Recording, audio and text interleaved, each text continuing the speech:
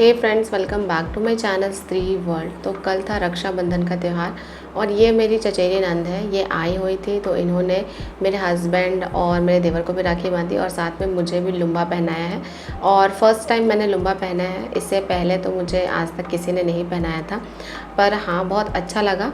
और मुझे ऐसा लगता है कि नंद भाभी भी एक बहुत स्पेशल बॉन्ड शेयर करती हैं, तो इनके साथ मुझे बहुत अच्छा लग रहा था। एक्चुअली मैंने इनके साथ बहुत ज़्यादा ही एंजॉय किया, क्योंकि एक लड़की के साथ जब आप होते हैं ना तो अपने दिल की सारी बातें कह सकते हैं। तो बस मेरे साथ भी कुछ ऐसा ही था। जब मैं इनसे मिली तो मैंने इनसे बहुत सारी बातें की और फिर देखिए राखी वगैरह बंधवाने के बाद मैं आ गई हूँ किचन का काम करने के लिए। और कभी कभी तो ऐसा मुझे फ़ील होता है ना कि त्यौहार में तो सबको छुट्टी मिलती है, सिर्फ हाउसवाइफ्स को छुट्टी नहीं मिलती है। इवन मुझे लगता है कि हाउसवाइफ्स का काम ना दुगना हो जाता है त्यौहार के दिन, क्योंकि बहुत सारे गेस्ट आए हुए होते हैं तो उनके लिए भी खाना बनाना है और साथ में ये भी टेंशन लगी रहती है कि खाना जो बने वो टेस्टी बने। और आज मम्मी जी नहीं है घर पे, मम्मी जी भी अपने मायका गई हुई हैं राखी बांधने के लिए। आप ये सोच रहे होंगे कि मैं क्यों नहीं गई। एक्चुअली देखिए मैं जाने वाली थी, लेकिन एंड मोमेंट पे मुझे अपना प्लान कैंसिल करना पड़ा, क्योंकि एस्टेट का एडमिट कार्ड रिलीज़ हो गया है। और आपको तो पता ही है कि इतनी जल्दी एग्ज़ाम या हड़बड़ी में कंडक्ट करवा रहे हैं, तो ऐसे में मेरे लिए पॉसिबल नहीं था कि मैं पहले यहाँ से रांची जाऊँ फिर रांची से वापस आऊँ। तो ऐसे करते करते मेरा सारा टाइम ही चला जाएगा और फिर एस्टेट के लिए तो कुछ भी नहीं पढ़ पाऊँगी। तो बस इसी रीज़न से मैंने जाना अपना कैंसिल कर दिया। और आज मेरी फूआ सास भी आई हुई थी यहाँ पर। तो मेरी 2 फूआ हैं तो वो लोग भी आए हुए थे, मतलब आज बहुत सारे गेस्ट हैं। तो पहले तो मैंने प्लान किया था कि मैं डुस्का बनाऊँगी, क्योंकि आपको तो पता ही है कि झारखंड में डुस्का बहुत फेमस है और यहाँ बिहार में ना कभी कभी बनाया जाता है। लेकिन फिर मैंने प्लान चेंज कर दिया, क्योंकि ना डुस्का छानते छानते मेरा बहुत टाइम लग जाता और उतना टाइम मैं वेस्ट नहीं करना चाहती थी। इसलिए मैंने सोचा कि चलो छोला पूड़ी और खीर बना देते हैं, सब खुश हो जाएंगे। और आपको पता अभी मेरी तबीयत भी ठीक नहीं चल रही है। जब से मैं बिहार टीचिंग एग्ज़ाम देकर आई हूँ वापस, तब से मेरी तबीयत जो है वो गड़बड़ी चल रही है। लेकिन फिर भी मैंने जितना हो सकता था उतना काम मैंने कर दिया है। और मैं आपको सच बता रही हूँ, आज काम करने के बाद ना मेरे अंदर बिल्कुल भी एनर्जी नहीं थी, क्योंकि जब तबीयत ख़राब होता है ना तो एनर्जी थोड़ी कम होती है। फिर भी मैंने थोड़ा बहुत पढ़ ही लिया, क्योंकि मैंने सोचा कि आज एक दिन का टाइम वेस्ट कर दूँगी तो फिर मेरे पास 2 ही 3 दिन का टाइम बचेगा।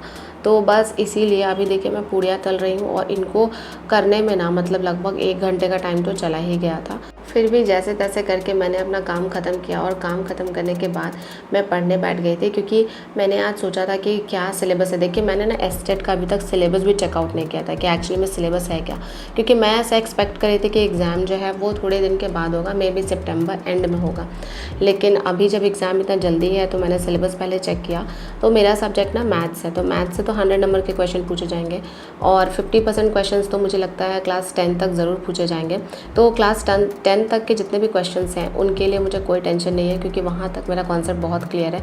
लेकिन अगर मैं 11th-12th की बात करूँ तो 11th-12th वाला उतना अच्छे से मैथ्स मुझे आता नहीं है, क्योंकि मैं साइंस बैकग्राउंड से हूँ। तो मैंने मैथ्स को 11th-12th में ही बहुत अच्छे से पढ़ा था। उसके बाद तो मैथ्स सब्सिडरी सब्जेक्ट हो गया था और सब्सिडरी सब्जेक्ट में हमारा एम होता था केवल पासिंग मार्क्स लाने का। तो इसीलिए मैंने सोचा कि टीचिंग एप्टीट्यूड भी है जो कि 30 मार्क्स का है, तो चलो उसी पे थोड़ा सा वर्क कर लेते हैं, क्योंकि मे बी उसमें 30 में से हमारे 20 नंबर आराम से आ जाए। तो यहाँ पर ना मैं teaching aptitude Rohit Vardhman sir से कर रही थी और उन्होंने 30 मिनट का एक वीडियो डाला हुआ था जिसमें कुछ क्वेश्चंस थे। तो पहले मैंने उनको सॉल्व किया और उनको सॉल्व करने के बाद मेरे पास हिमांशी मैम के नोट्स है। आपको तो पता ही होगा, मैंने ये जो टीचिंग एप्टीट्यूड वाला पोर्शन है वो अच्छे से हिमांशी मैम से कंप्लीट किया था लास्ट ईयर। तो उस नोट्स में मुझे जो जो लगा कि ये है सिलेबस के अकॉर्डिंग ये टॉपिक है, तो उन टॉपिक्स को मैंने थोड़ा सा रीड किया है। लेकिन हाँ, नेक्स्ट डे मैं और भी ढूंढूंगी क्वेश्चंस और वहाँ से अच्छे से टीचिंग एप्टीट्यूड को कंप्लीट करूँगी।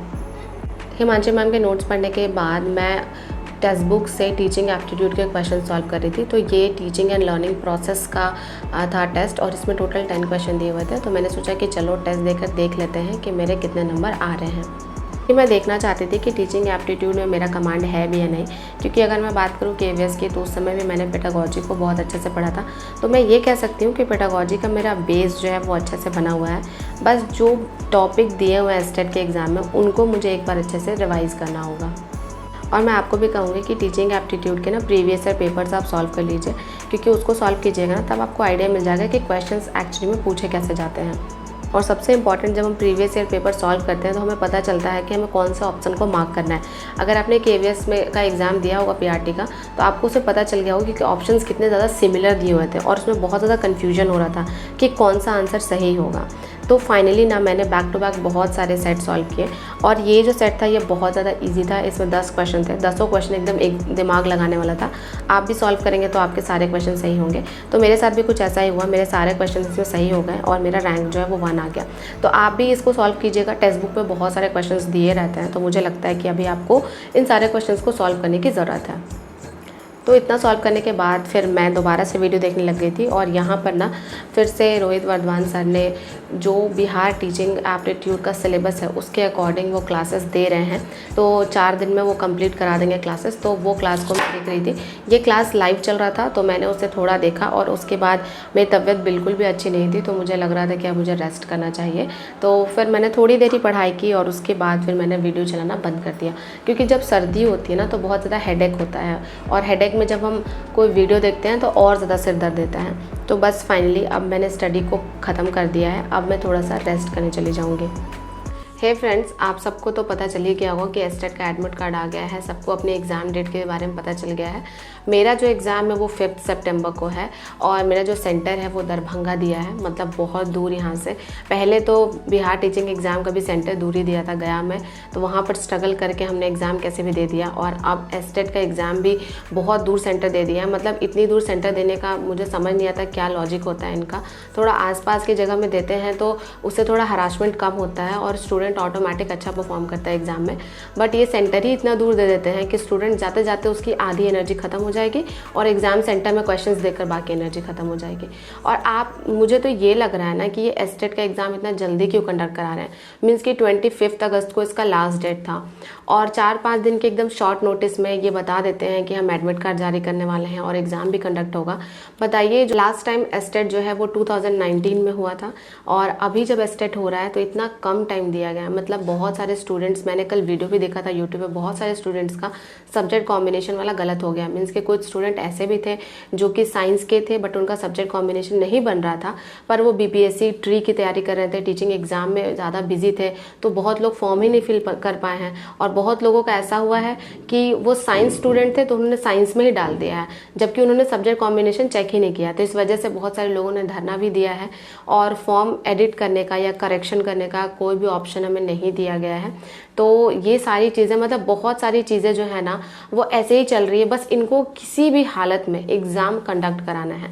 और अब मुझे लगता है ना कि यहाँ पर जो हमारा एजुकेशन सिस्टम है वो एकदम रैपिड फायर मोड में है। मतलब तुरंत सब कुछ करना है। अभी एस्टेट का एग्ज़ाम जल्दी से ले लेंगे और इसके बाद इन्होंने पहले ही अनाउंस कर दिया है कि 18 सितंबर को रिजल्ट भी आ जाएगा। बताइए, 15 सितंबर को हमारा एग्ज़ाम ख़त्म होगा, 3 दिन के अंदर ये रिजल्ट भी दे देंगे।